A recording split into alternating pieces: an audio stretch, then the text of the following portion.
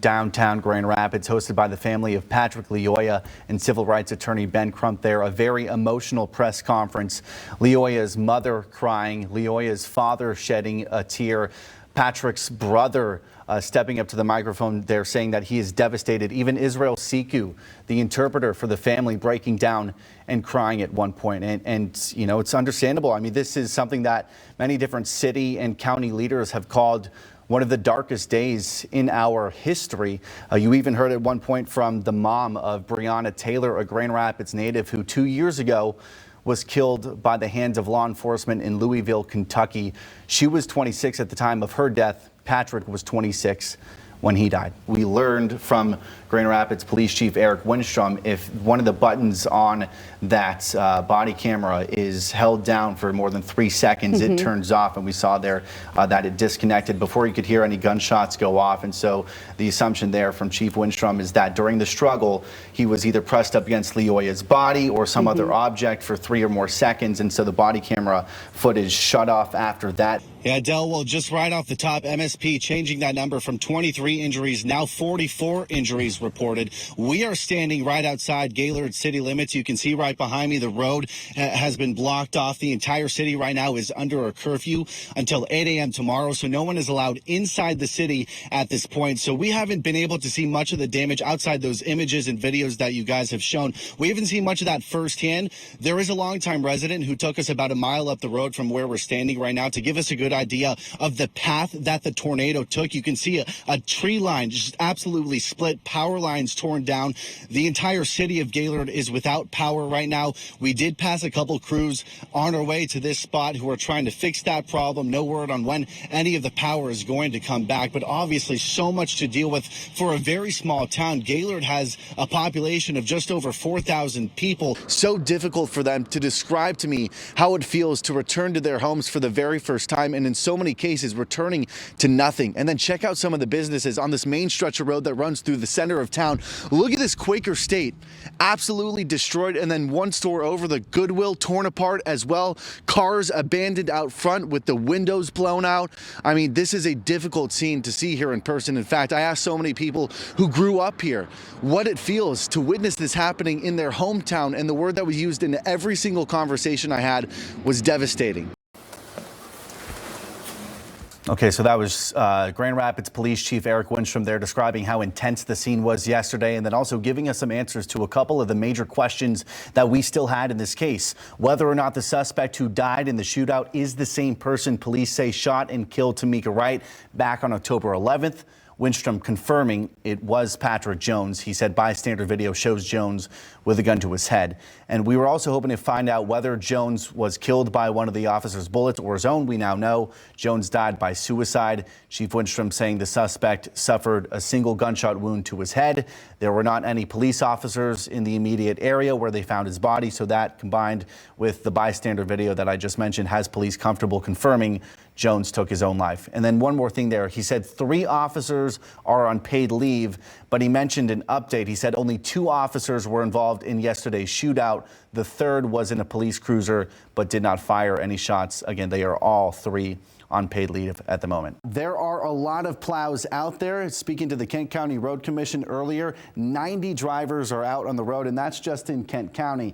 Here on My Drive, which is something you can access at home, just Google MI Drive, click on the link. It'll bring you to a page like this, and you can track in real time where the snow plows are, not just in your area, but really across the entire state. And so I'll zoom in on Grand Rapids right here, and you can click on some of the snow plows and get a good live look at what the driver is seeing. This is an actual shot of their view. Lauren, I got to ask you one question because I saw your hit on CNN earlier this morning, and you told them you're in the middle of Grand Rapids and the Lakeshore, and your soul was lost somewhere in between.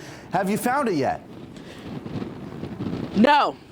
No. Simple This as is that. breaking my soul. Beyonce said don't do that, and this weather is breaking my soul. Okay, well, maybe in light of Beyonce, you can do the single ladies dance, and that can warm you back up out there.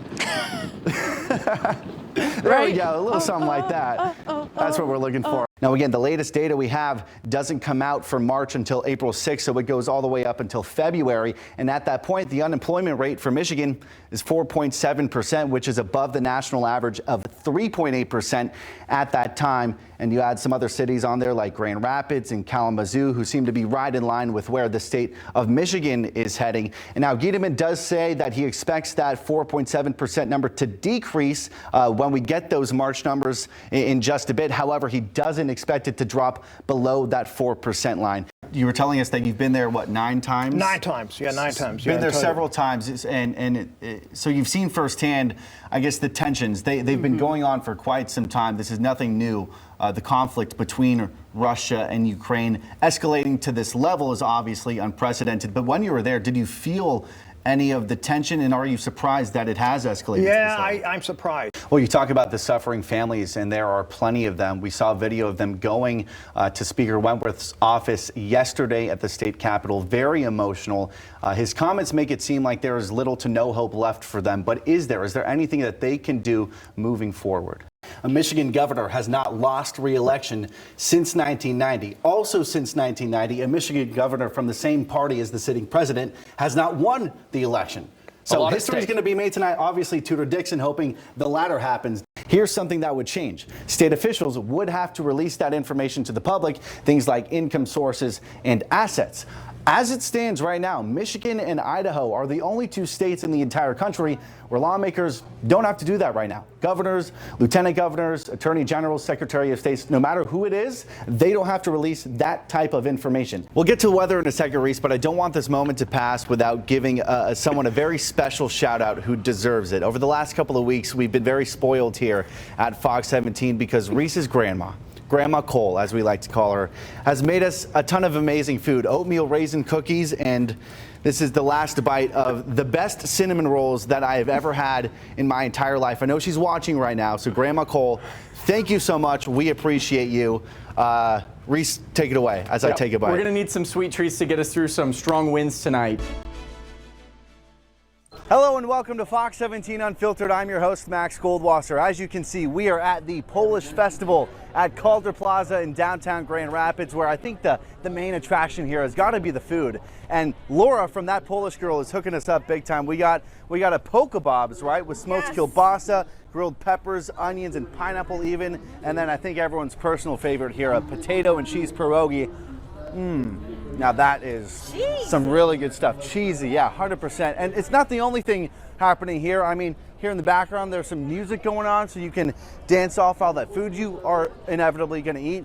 Saturday and Sunday, you got some face painting for the kids. There's a caricature also, which is a new attraction here for the first time this year. And all of this is in place to help you learn more about Polish culture. We are officially in our first full week of Art Prize, and I am officially standing right in the middle of this awesome piece here at Calder Plaza. It's called Iro and Cultureverse, and the artist says it's an innovative sculpture to explore metaphorically how the world is seen both physically and virtually. It's also a fun place to hula hoop, like this. Let's go. Oh, that was terrible. Yeah, but unlike my hula hooping skills, every piece of art here at Art Prize is special and unique. And that is exactly the case for one artist who uses brand new technology to create his piece of art. Check it out. But let's talk about basketball here for a second. Spent a lot of years in the NBA as a player. You're 12th all-time in assists, so a very successful career.